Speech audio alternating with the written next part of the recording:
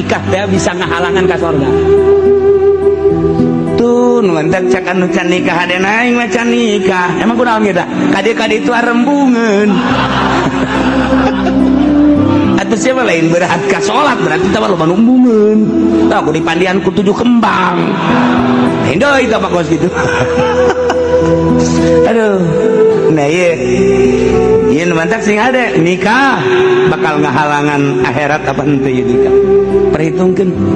Itulah antara fikih jeung tasawuf beda pandangan. Sing hade namun bakal nimbulkeun ngahalangan surga ulah nikah. Mentak istikharah timbul istikharah. Padahal nikah mah dititah ku Kangjeng Nabi, tapi disunahkeun istikharah. Naon ieu? Ieu bakal ngahalangan surga pantes. Tuh